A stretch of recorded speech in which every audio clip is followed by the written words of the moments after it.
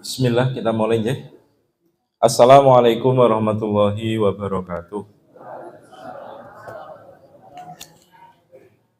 Alhamdulillahi wa kafa, wassalatu wassalamu ala nabiyil mustafa, wa ala alihi wa sahbihi ali sidki wal wafa, wa kafa billahi syahida, asyhadu an la ilaha illallah wahdahu la syarikalah, wa asyhadu anna muhammadan abduhu wa rasuluhu la nabiyya wa la rasula ba'dah. Qala Allah Ta'ala, a'udzu billahi minasyaitonir rajim, ya ayyuhalladzina amanu taqullaha.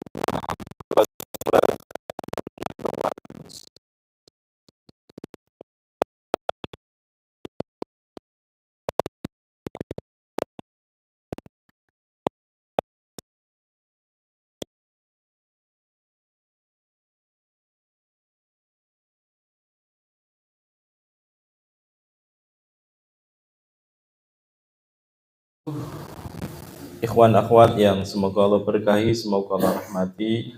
Pertama kita panjatkan puja dan puji syukur kita kepada Allah Subhanahu wa taala.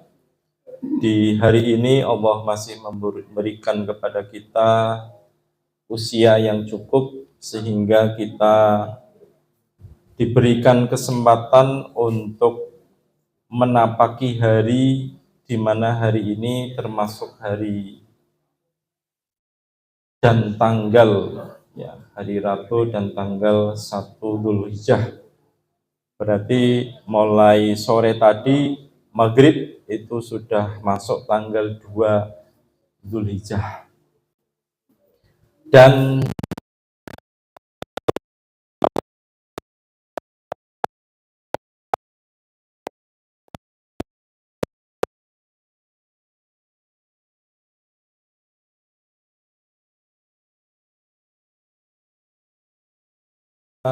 limpahkan keberkahan kepada kita semua, amin Allahumma amin. Shalawat dan salam senantiasa tercurah pada Nabi besar Muhammad sallallahu alaihi wasallam yang kita ikuti setiap jejak dan langkahnya dan kita nantikan syafaatnya kelak di yaumul kiamah. Bapak Ibu hadirin, kita sudah berada di awal bulan Dzulhijjah.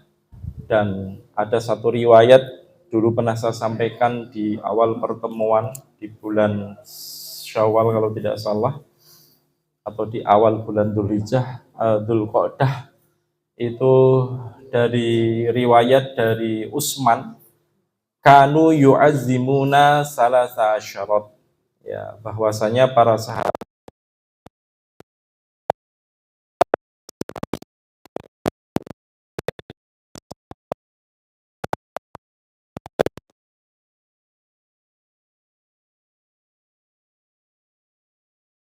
bulan Muharram, yang kedua adalah 10 hari terakhir di bulan Ramadan, dan yang ketiga adalah 10 pertama tanggal 1 sampai 10 di bulan Dzulhijjah. Dan kita berada di 10 bulan Dzulhijjah, di awal 10 bulan Dzulhijjah. Kemudian dulu juga pernah kami sampaikan mana yang lebih utama, yang lebih afdol antara bulan Ramadan dengan 10 Dzulhijjah. Maka ketika ditanya seperti itu, Ibnu Taimiyah mengatakan al-ashrah al-awwal min Dzulhijjah afdal, ya, hari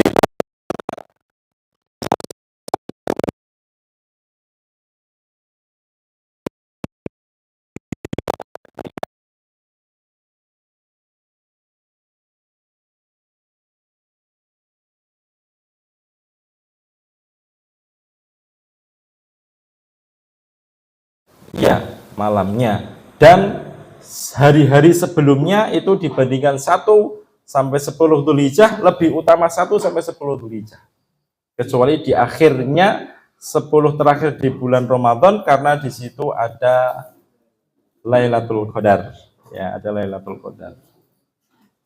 Kemudian diriwayatkan oleh Imam Bukhari dan Muslim, Rasulullah juga menyampaikan kepada kita semua, yaitu mamin ayamin al amalu sholihu fiha ahabba ilallah min hadhil ayam, yakni ayamul asyr. Bahwasanya tidak ada hari di mana seseorang beriman, seorang hamba yang kemudian dia melakukan amal sholih, amal kebaikan.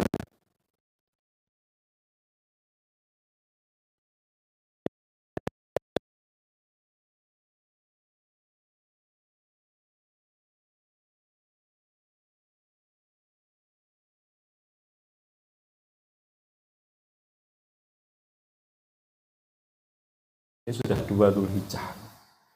Artinya Allah masih memberikan kesempatan kepada kita untuk beramal sholih.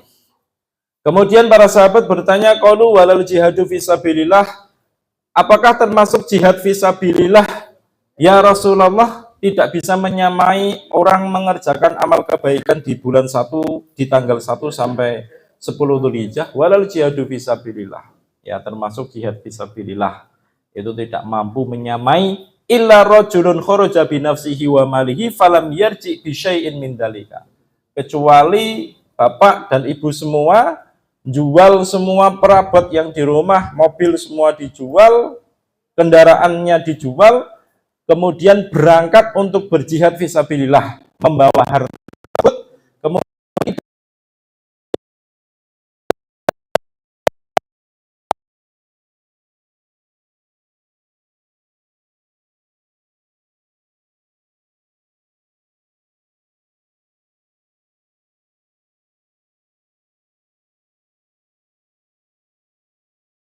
siapa yang beramal di hari ini kemudian dilipat gandakan akan dicintai oleh Allah. Maka sebaliknya juga sama. Ketika hari itu digunakan untuk bermaksiat kepada Allah, maka dosanya ya, dosanya pun berlipat ganda. Maka kita di tanggal 1 sampai 10 Dzulhijjah ini kita bagi mudhohi. Mudhohi itu orang yang berkurban, yang namanya tercatut itu disunahkan sejak tanggal 1 kemarin, itu disunahkan untuk tidak memotong kuku, memotong rambut, memotong kumis, dan mencabut bulu ketiak, serta kapal-kapal yang ada di tangan maupun di kaki tidak boleh diteteli, Pak. Ya, disunahkan untuk tidak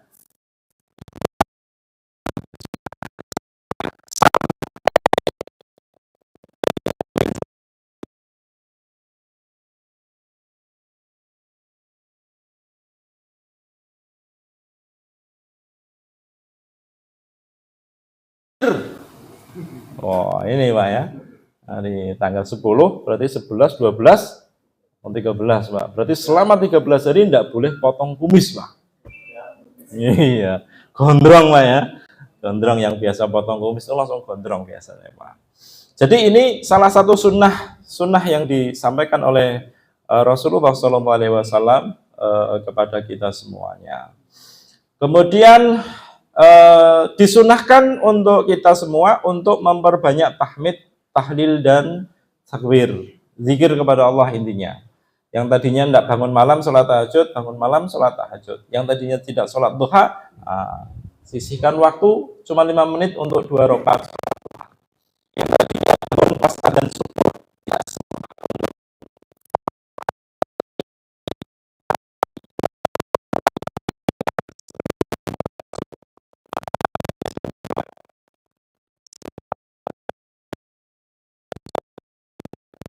lebih baik daripada dunia seisinya. Kita lanjutkan kajian kita 4 rukun keberkahan. Insya Allah hari ini pertemuan kita terakhir di tema 4 rukun keberkahan. Yang kemarin kita sudah mengambil satu pelajaran, yaitu dari Abu Kilabah yang memiliki rasa syukur yang luar biasa dengan mengucapkan zikir alhamdulillahilladzi fadlani ala katsirin mimman khalaqa tafdila. Ya, segala puji bagi Allah yang telah mengistimewakan diriku dalam penciptaan lebih daripada makhluk lainnya. Dan kita lihat sirahnya kemarin sudah kita bahas, ternyata beliau adalah seorang yang buta matanya dan seorang yang buntung tangannya. Bahkan ketika mau berwudu itu seorang bocah kecil yang mendatangi beliau dan membantu untuk mewudukan. Kalau waktunya makan, bocah itu datang dan menyuapi beliau, Abu Kilabah.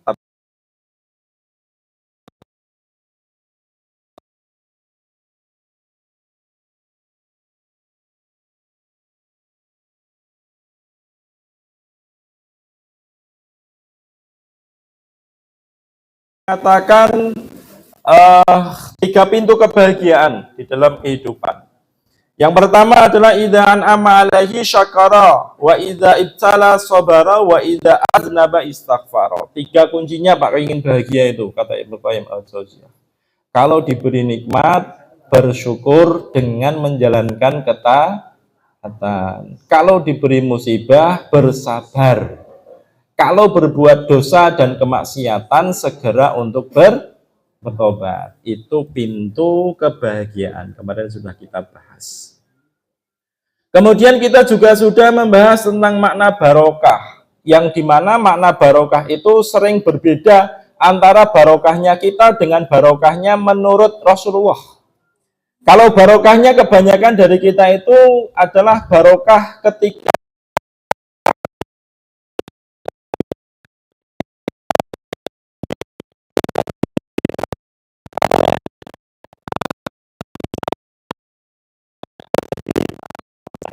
jadi insinyur atau jadi direktur apa begitu. Gajinya sekian, uangnya banyak, hidupnya makmur. Barokah Pak ya, begitu Pak ya. Ya enggak? Iya, seringnya kita menganggap begitu Pak. Tapi ternyata kalau konsep barokah yang kita pahami seperti itu, kita akan dapati ternyata yang paling kaya di muka bumi ini bukan orang muslim, tapi orang kafir. Kalau kedudukan orang itu dikatakan punya kedudukan yang tinggi, jabatan yang tinggi itu barokah, maka yang menjadi raja itu, yang pernah menjadi raja adalah Fir'aun dan Raja Namrud. Kalau yang disebut dengan barokah itu adalah orang yang sehat terus, tidak pernah sakit, maka Fir'aun itu tidak pernah sakit Pak. Ngakunya tidak pernah sakit.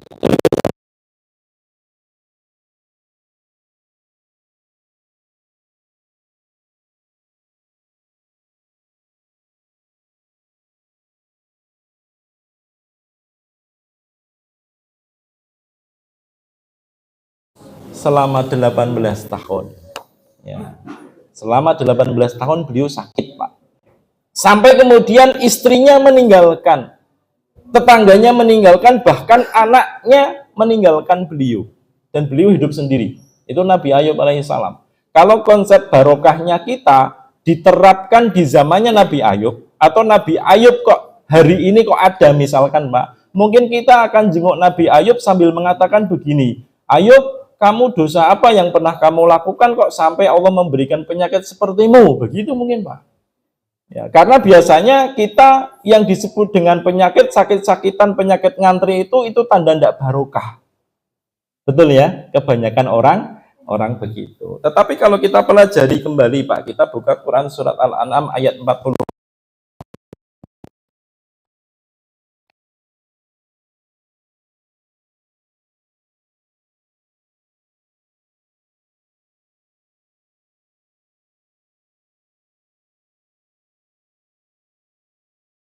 Itu ya, mereka melupakan peringatan yang telah Allah berikan kepada mereka.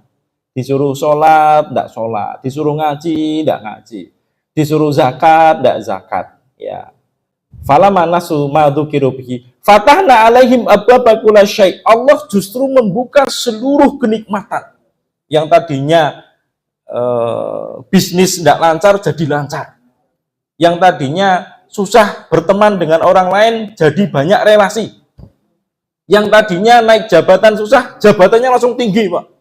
Fatahna alaihim abwa kulla syai'. Yang tadinya sakit-sakitan tidak pernah sakit. Dibuka oleh Allah Subhanahu wa taala kenikmatan-kenikmatan itu, kemudian wa hatta idza farihu bima utu, sampai kemudian ketika orang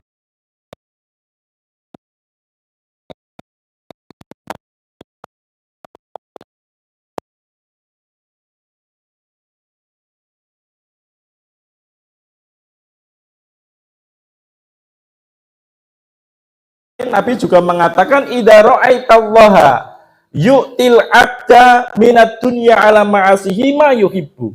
Kemarin ya, ini mengulang kemarin Pak. Kalau kamu lihat, Allah itu masih memberikan dunia ini kepada orang-orang yang bermaksiat. Orang bermaksiat Pak diberikan oleh Allah jalan kemudahan dalam urusan dunia. Tidak pernah sholat jamaah juga nggak pernah kelihatan di masjid, tetapi kok dunianya kok Allah berikan terus Pak. Ya, kata Rasulullah, mayuhibbu. Allah tidak senang sama orang itu. Ya, bukan berarti Allah itu senang dengan orang itu sehingga Allah berikan semua kemudahan-kemudahan dalam urusan itu.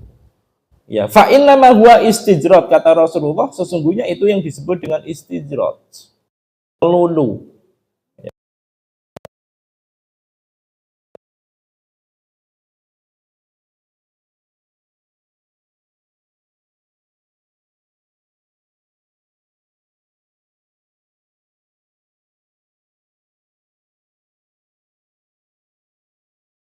Itu loh.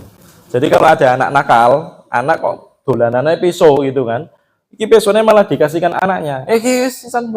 Oh, no, Pak. Kalau ada anak gelut terus dicukai pedang siji-siji no, Pak. Iki lho pisaunya iki. Oh, gelut toh. Itu namanya ngelulu. Bahasa Padangnya apa, Mas? Nggak ada. Ada nggak bahasa Padangnya? Ada. Apa bahasa Padangnya? Hah? Apa? Maulud.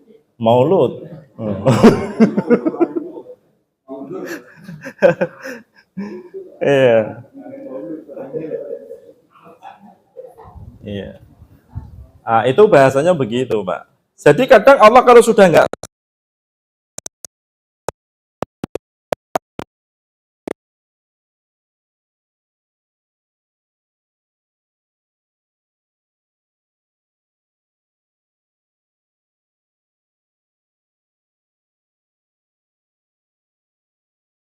oleh Ibnu Taimiyah, apapun perkara dan kondisi apapun kita itu selalu menambah ketaatan di jalan Allah.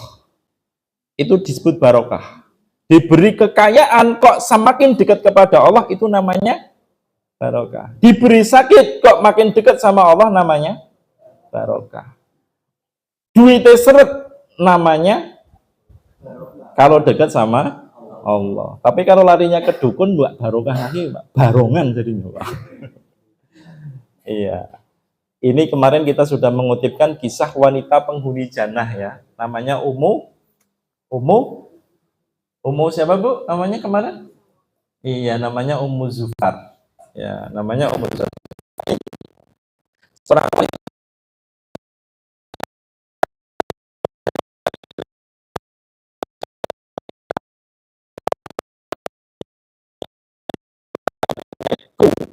kata Rasulullah,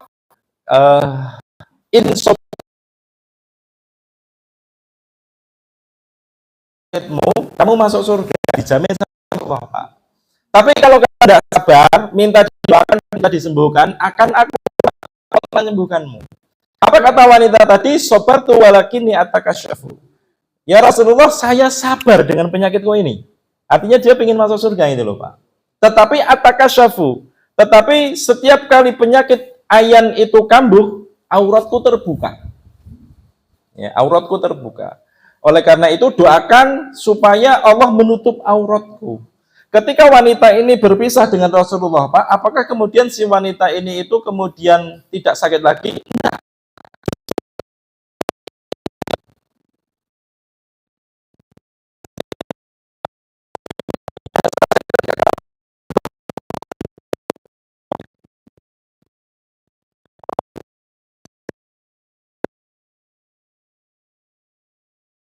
Penyakit itu yang kemudian menyebabkan orang masuk surga itu jadi barokah. Nah, intinya apapun kondisi kita seperti apapun, diberi sakit, diberi kekayaan, diberi apapun kemudahan, kalau semakin dekat kepada Allah itu disebut dengan barokah. Ya, makanya yang kedua kita ambilkan kisah salah seorang sahabat namanya Ubay bin Ka'ab. Ubay bin Ka'ab ini Pak ketika mendengar Rasulullah mengatakan lata subbi al-humma fa innaha tudhibu khotoya bani Adam. Kamu jangan mencaci demam. Karena demam itu bisa merontokkan dosa-dosa anak Adam. Ketika Ubay bin Ka'ab mendengar Rasulullah bersabda seperti itu, beliau berdoa minta demam, Pak.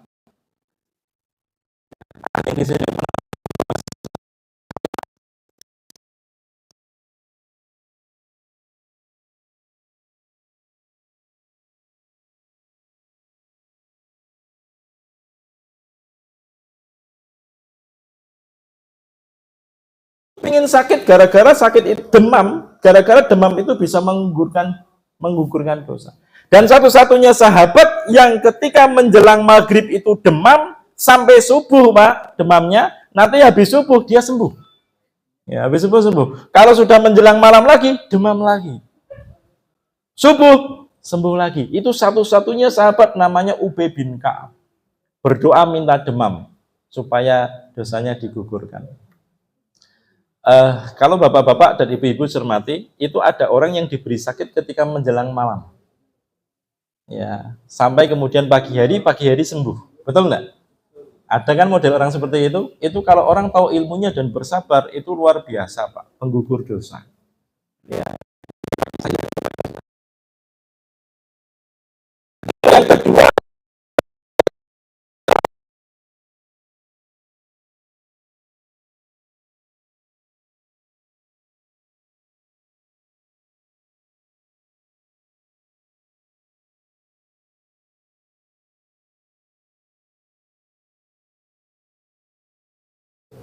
ya, juz ketiga. Jadi tetap mengikuti sunnah. Ya. Dan kita tidak boleh benci dengan sunnah. Kenapa? Kalau benci dengan sunnah nanti barokahnya hilang. Sebagaimana Allah katakan, Inna syani'aka huwal abtar. Yang membencimu, wahai Muhammad, sesungguhnya mereka itu abtar. Abtar itu apa? Terputus barokahnya. Ya, terputus barokah. Apa sebab lain yang bisa memutus barokah? Sebab lain adalah setiap amalan yang tidak diawali dengan kalimat basmalah. Ya, kullu syai'in la tubda'u bi bismillah fahuwal abtar. Di dalam sebuah hadis riwayat Imam Hakim, segala sesuatu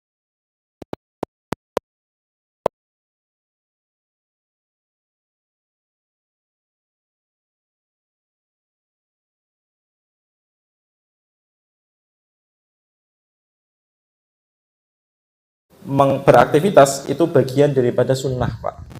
Ya, mau berangkat nyelah motor atau nyetater motor, bismillah. Mau tidur, bismillah. Mau makan, bismillah. Mau masak, bismillah. Mau kerja, bismillah. Mau netel daging, bismillah. Ya, diawali dengan bismillah atau alhamdulillah.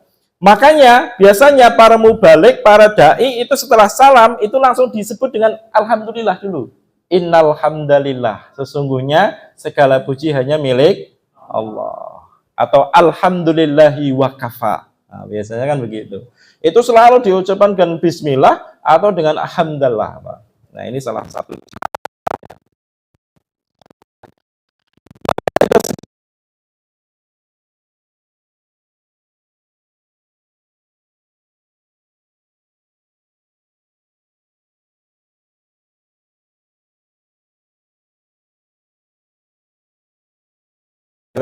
Itu ternyata ada ini, Pak, permukaan kulit kita itu kalau kena cahaya dia akan merespon. Ya, jadi kalau tidur kok lampunya tidak matikan, nanti dia kulitnya akan terus merespon. Jadi tidak istirahat. Ya, ini salah satu penelitian kita di dunia modern hari ini. Ya.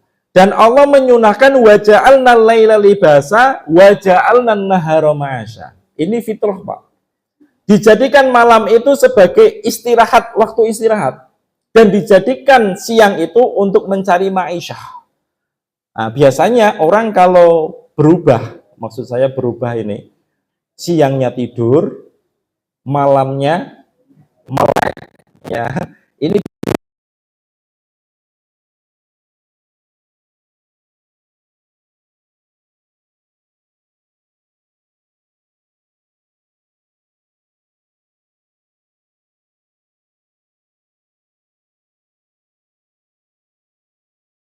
Ya, maka kalau malam jangan malam-malam tidurnya Bapak Ibu hadirin. Kalau malam-malam nanti kurang sehat. Terutama kalau mau tidur malam itu jangan lebih dari jam 11. Nah, ini ada penelitian ini, Pak. Jadi perubahan peredaran darah, ya pergantian peredaran darah itu dimulai dari jam 11 sampai jam 1. Bapak-bapak lihat sirah Rasulullah SAW itu tidurnya itu habis sholat isya dia langsung tidur, Pak. Nanti bangun, ya bangunnya malam. Atau kalau jenengan lihat tidurnya Imam Syafi'i atau para ulama-ulama lain, itu mesti tidur mereka biasanya ada yang cuma 2 jam satu malam.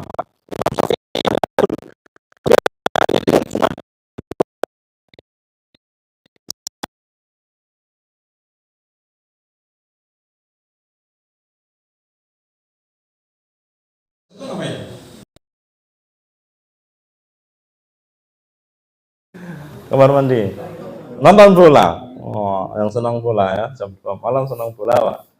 Nonton sampai malam. Ya, kalau ulama dulu enggak, tidurnya 2 jam tapi digunakan untuk belajar semua, ngafal Quran, bolak-balik hadis begitu. Yang kedua adalah mengucap basmalah saat minum. Samillah wa kul biyaminik wa kul mimma yalik. Ucapkan basmalah. Penelitian di Jepang ya kemarin ya saya sampaikan ada penelitian air itu kalau diucapkan yang baik-baik dia akan mengkristal. Tapi kalau diucapkan yang buruk-buruk dia akan menjadi masam. Ya, airnya kurang bagus. Makanya Rasulullah melarang kita untuk mencaci makanan. Ketika kamu dihidangkan makanan, kalau nggak suka tinggalkan. Kalau suka kamu makan, jadi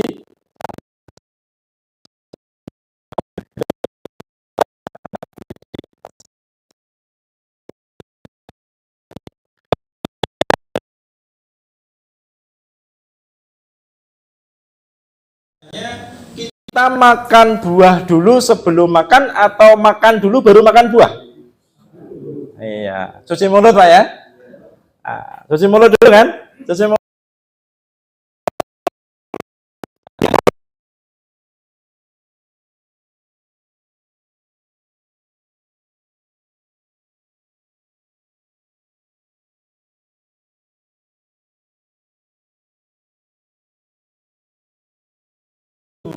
Yatakhayyarun.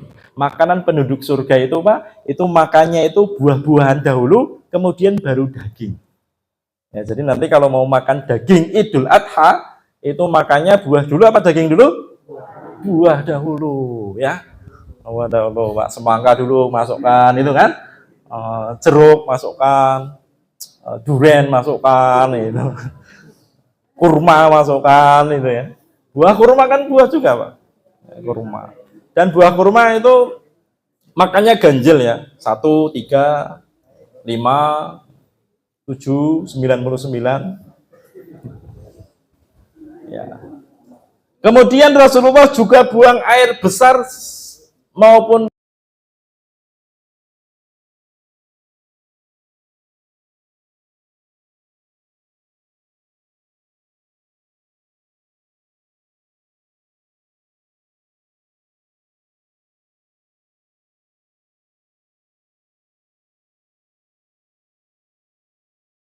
kurang pas. Ya, posisinya kurang pas, Pak. Nah, yang disunahkan itu kaki depannya agak maju ke depan, kemudian kaki belakangnya nekuk. Baru buang air. Ini untuk bapak-bapak ya, bukan untuk ibu-ibu. Nah, caranya begitu. Sambil berdaham. Gitu. Iya, sambil berdaham. Jadi nanti kalau ada kamar mandi kok tutupan begitu, ada orang enggak? Gitu, Pak. Nah, itu berarti ada orangnya. Ya. Kemudian mencuci 7 kali saat dijilat anjing. Ya, ada bencana dijilat anjing atau celana dijilat anjing, dicuci, dicuci 7 kali. Salah satunya dengan tanah. Ya, dan penelitian hari ini, Pak, itu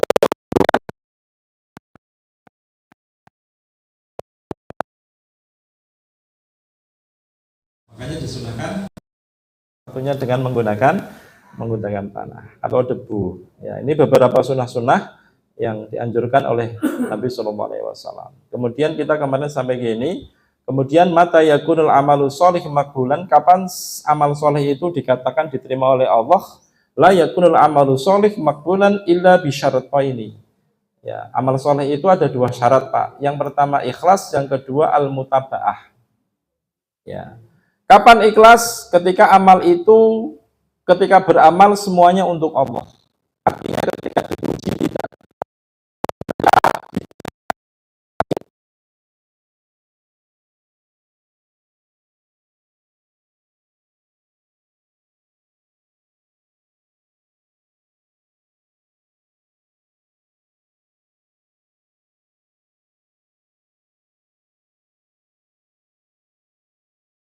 Hina, wah sekarang jadi ustadz ya, kok besok nggak ngaji lagi? Berarti ngajinya bukan untuk Allah.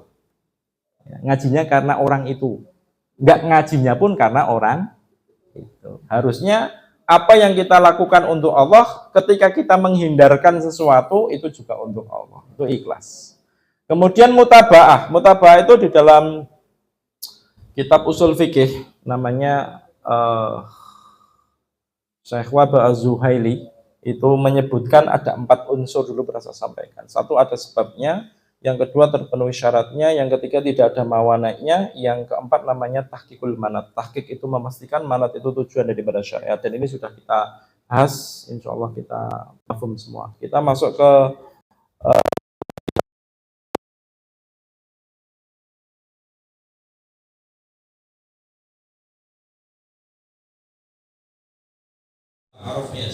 75. Watlu alaihim naba alladhi atainahu ayatina fangsalakha minha fa'atba'ahu syaitanu fakana minal ghawin. Ada ayat ini berbicara tentang kisahnya namanya Bal'am bin Bawra.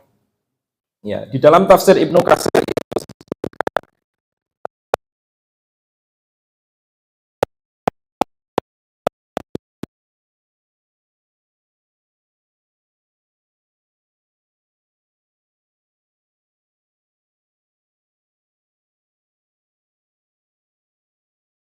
kita lihat sirahnya. Ternyata Bal'am bin Bawra itu ketika mengangkat tangannya berdoa kepada Allah, Pak, Allah langsung kabulkan di saat itu juga. Itu namanya Bal'am bin Bawra. Ketika dia minta, langsung dikasih sama Allah.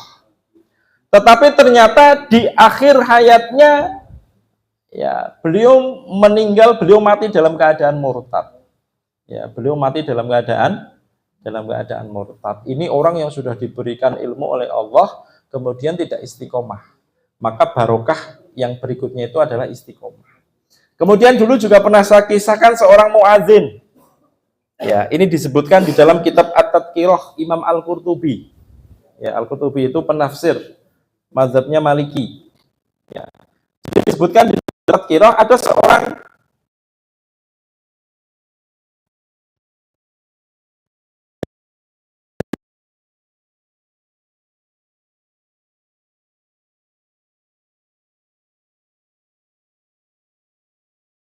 laki-laki ini, Pak, itu orang yang sangat solih di kampungnya.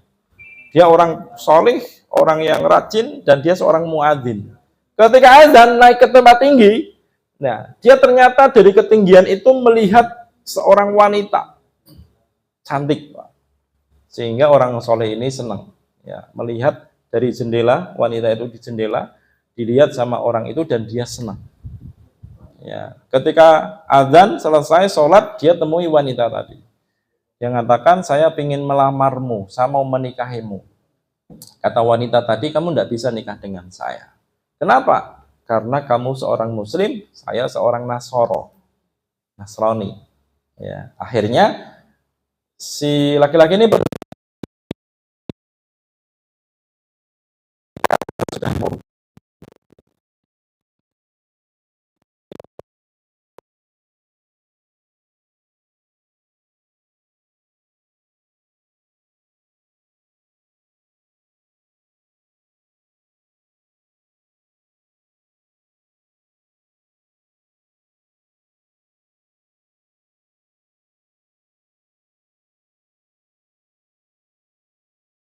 Riwayat yang lain, ketika dia datang di kamarnya si wanita cantik tadi, si istrinya berarti ya, itu ada atap yang rusak, ya, sehingga air hujan itu turun, netes.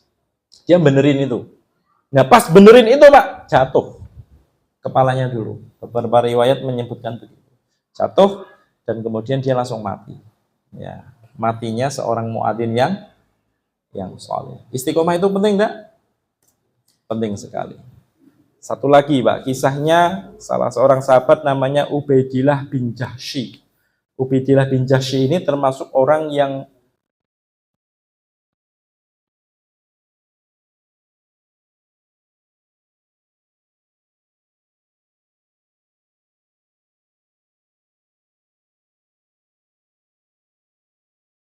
di sana itu dia murtad. Ya, dia Habasyah ternyata murtad. Kenapa? Karena ketemu dengan orang-orang Nasoro, diberikan harta yang melimpah. Diberikan harta yang banyak. Murtad. Ya, jadi manusia itu kalau lihat al-mal, mal artinya harta, itu artinya muyul, condong. Jadi siapapun yang melihat harta itu dia akan condong, Pak. Maka kapan orang itu disebut beriman, itu salah satunya ujiannya ketika dia pegang uang. Ya, kalau dia pegang uang banyak kok masih ngaji, masih sholat, masih sedekah, itu tandanya dia istiqomah. Ya, tapi kalau pegang uang kok nggak pernah kelihatan, udah sepi,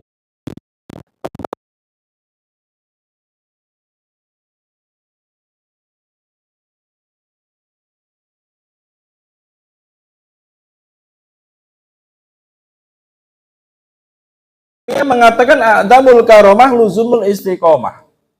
Sebesar-besar karomah Pak yang diberikan oleh Allah kepada umat manusia, kepada orang mukmin itu adalah istiqomah. Jadi kalau ada orang cerita dia diberikan karomah si wali ini, karomahnya apa? Bisa jalan di atas air misalkan. Ya. Karomahnya apa? Dia bisa tiduran di daun pohon kelapa. Wah, pohon kelapa itu kan daunnya gini Pak ya. Wah itu dia tiduran di situ. Ya. Itu karomahnya itu begitu. Walau jenengan nanti kalau bicara dengan orang yang ahli karomah itu bicaranya gitu-gitu. Tapi kata Ibnu Taimiyah yang diberikan karomah yang terbesar itu adalah luzumul istiqomah. Ketika itu bisa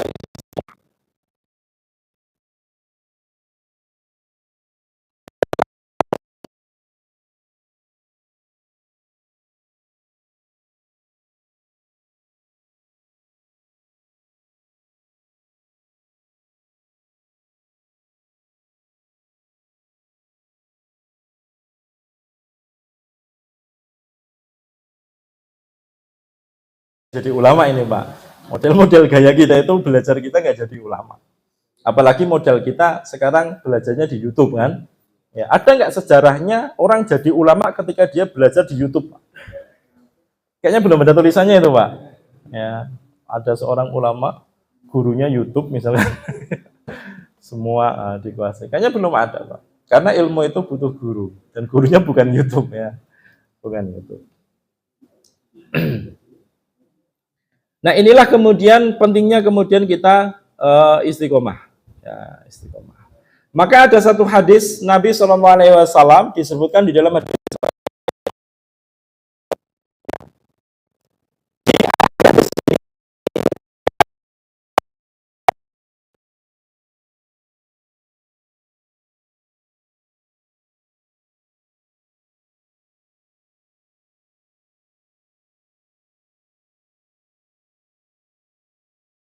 panjang hidupnya dari usia balik, amalan yang dia lakukan itu semua amalan ahlu surga, amal soleh semua.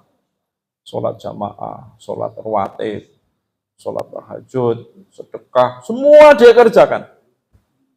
Hatta mayakunu bainahu wa bainaha illa dhira'un. Sampai antara dia dengan surga itu tinggal 1 dhira'. 1 dhira' itu ukurannya berapa Pak? Ayo, 1 dhira' ukurannya berapa Bu? 1 dhira'. Dulu kan pernah saya sampaikan itu Pak. Nabi Adam itu tingginya berapa dhira'? Ayo, Nabi Adam tingginya berapa dirok? 60 dirok. 60 dirok itu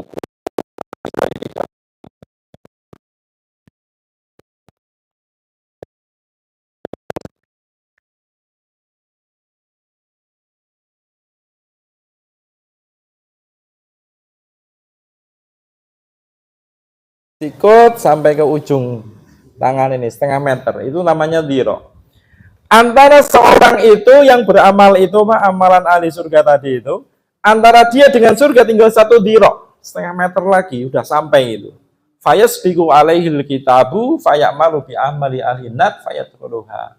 Di akhir hayatnya ternyata dia mengamalkan amalan ahli neraka. Dan akhirnya dia masuk ke dalam api neraka. Wa inna ahadakum la ya'malu bi amali ahli nar hatta ma yakunu bainahu wa bainaha illa dhira'un. Dan ada orang yang sepanjang hidupnya dari usia balik enggak pernah sholat, Pak. Mambu sholat aja enggak. Sholat menghadap kemanapun dia enggak tahu. Baru belajar di akhir hayatnya, Pak. Baru belajar.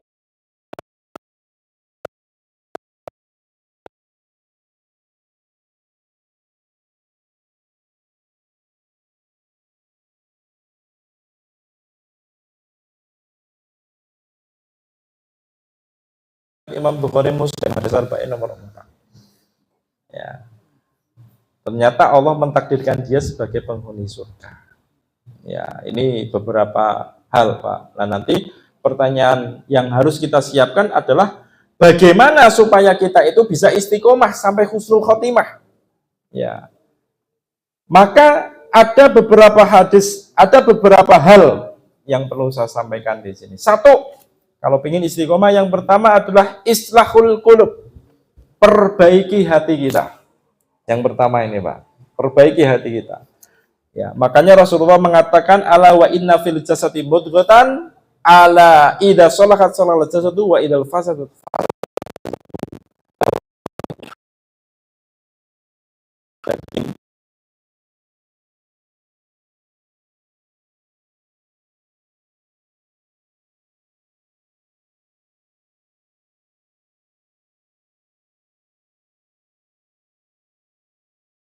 Hanya jelek semua.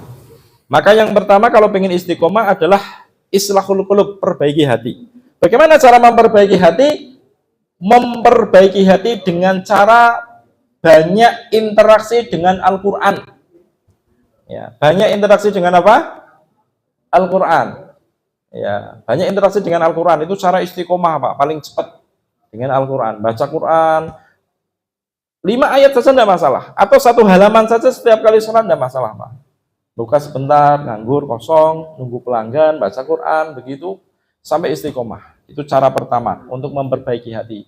Pertamanya memang berat, karena seperti obat. Obat itu kalau dibuat ngobati pertama kali itu sakit, Pak. Rasanya tidak enak.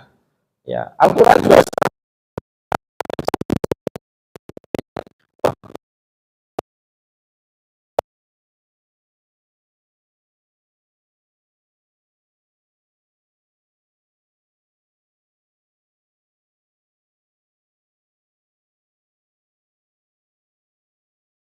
lisan kita untuk tidak berkata sesuatu yang sia-sia. Yang ketiga adalah musahabatuhus sholihin wa mujalasatuhum. Bersahabat dengan orang yang solih, duduk-duduk sama orang yang solih. Jadi duduk-duduk ngopi sama orang solih itu penting, Pak. Ya, jangan diremehkan. Ya, jadi kalau mau ngopi sama orang yang solih, ayo bareng-bareng yuk kita ngopi, ngobrol. Ngobrolnya tentang apa mesti bagus, Pak. Tentang keimanan, tentang apa. Guyon boleh. Ya, guyon apa misalkan begitu boleh, tidak masalah. Sambil ngopi, sambil makan apa itu. Yang keempat adalah luzumul idba wa tarkul bid'ah, yaitu berusaha untuk senantiasa mengikuti sunnah Rasul. Apapun sunnahnya kita berusaha mengikuti. Nah, itu nanti akan berusaha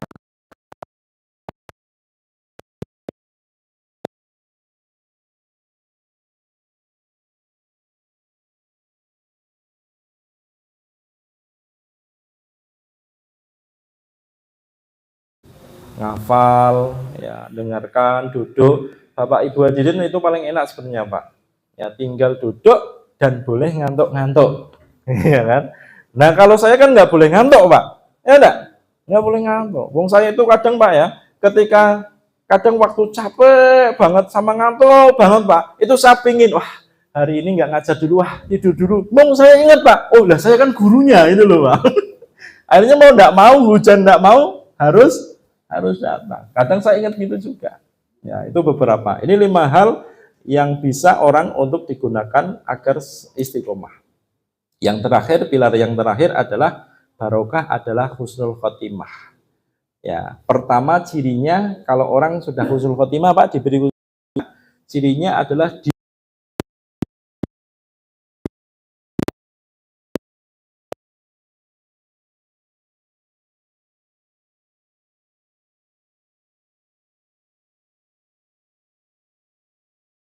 Allahu tabaraka wa ta'ala ilal amali sholih qabla mautihi summa yakbiduhu alaih. Ya, jika Allah menginginkan kebaikan kepada seorang hamba, ya, seorang hamba, itu dia akan menjadikan hamba tadi itu mudah untuk beramal solih. Nah, sedekahnya gampang, Pak. Sholatnya gampang, baca Qurannya gampang, ngajinya gampang. Jadi kan gampang, kakinya itu gampang melangkah. Kemudian ada yang bertanya, Mas tak malahu, bagaimana Allah menjadikan orang itu gampang beramal soleh? Apa kata Rasulullah? Yahdiyahullahu tabaraka wa ta'ala ilal amali soleh qabla mautihi. Allah akan menunjukkan kepada orang tersebut agar orang tersebut gampang beramal soleh sebelum matinya. Dan setelah dia beramal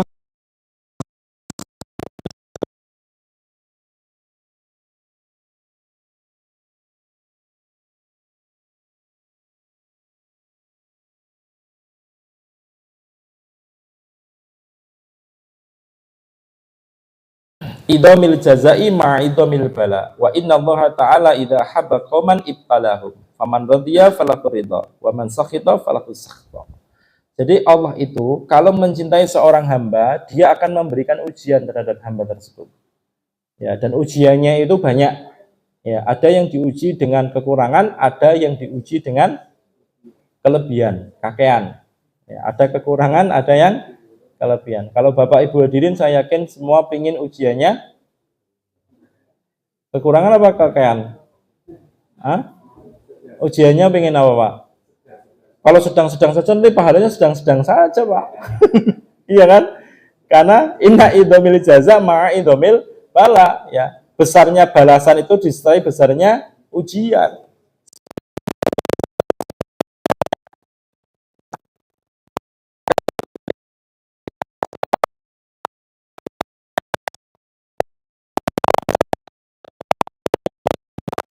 Tiga 38 tambah 38 60 oh 76, berarti 76 derajat Pak Rasulullah itu, Pak, panasnya kalau demam. Ya, 2 kali lipat. Itu semakin ujiannya besar, semakin pahalanya besar. Pengen diuji yang besar apa yang kecil? Salah saya pertanyaannya. Pengen pahala besar apa pahala kecil? Berarti pengen diuji yang besar. Pengennya yang kecil ujiannya, pahalanya besar. Sepertinya itu belum ada konsepnya. Ya, ini ada riwayat Imam Bukhari. Yang ketiga adalah diberikan pemahaman, ya, dan pengamalan agama. Innallaha azza wa jalla yu'ti dunya man yuhib wa man lam yuhib wa man la yuhib wa la yu'ti illa liman ahabba.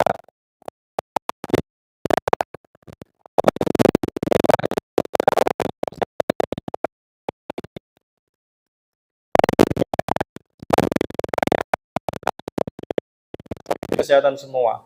Orang kafir juga sama, diberi kekayaan, bahkan mereka lebih kaya daripada kita, diberi kesehatan lebih sehat daripada kita. Ya, itu diberi semua. Tetapi Allah tidak memberi satu hal kecuali orang yang dicintai, yaitu pemahaman terhadap agama. Kalau orang sudah paham terhadap agama, diberikan agama, maka berarti orang itu dicintai oleh Allah Subhanahu wa taala. Jadi tidak hanya paham saja, tetapi bisa diaplikasikan dan diamalkan dalam kehidupan sehari-hari. Ya. Kemudian yang ketiga, yang keempat adalah diterima di bumi. Ya. idza ahabballahu al-'abda nada Jibrilu innallaha yuhibbu fulanan fa'ahbibhu fayuhibbuhu Jibrilu fayunadi Jibrilu fi ahli sama innallaha yuhibbu fulanan fa'ahibbuhu.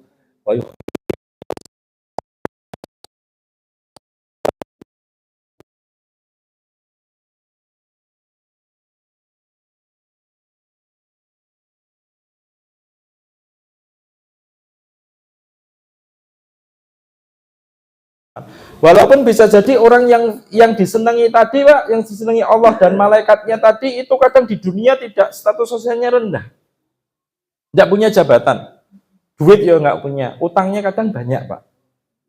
Ya, utangnya kadang banyak. Jadi senang ya bapak-bapak nanti kalau utang banyak belum tentu itu nggak dicintai, Pak. Ya, bisa jadi utangnya pas lagi banyak.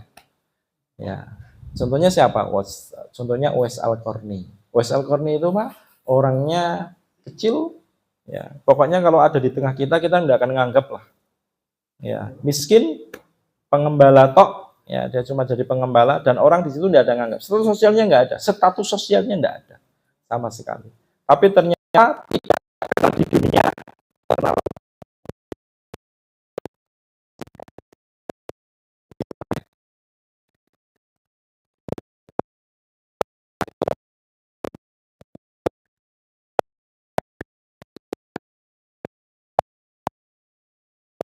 Yang menambah ketaatan di jalan Allah. Sakit, sehat, kaya, miskin, jabatan, tidak, status sosial, tinggi atau rendah, semua yang mendekatkan diri kepada Allah, maka itu disebut barokah. Lawannya adalah musibah, kullu syai'in la tuqarribuka ilallah fa innaha bahiyah. Segala sesuatu yang tidak mendekatkan diri kepada Allah, itu namanya musibah. Yang kedua adalah mengikuti sunnah. Barokah itu berarti mengikuti sunnah. Kok ada orang barokah menurutnya tapi tidak mengikuti sunnah, maka sebenarnya dia tidak barokah. Yang ketiga adalah istiqomah. Orang itu senantiasa istiqomah, dan istiqomah itu berat. Yang ringan adalah istirahat. Yang keempat adalah husnul khotimah, berakhir dengan baik. Ya, maka tadi ada beberapa tips yang sudah saya sampaikan bagaimana supaya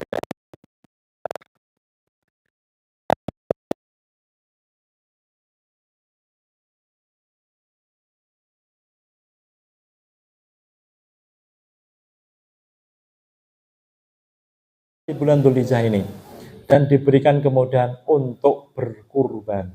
Amin Allahumma.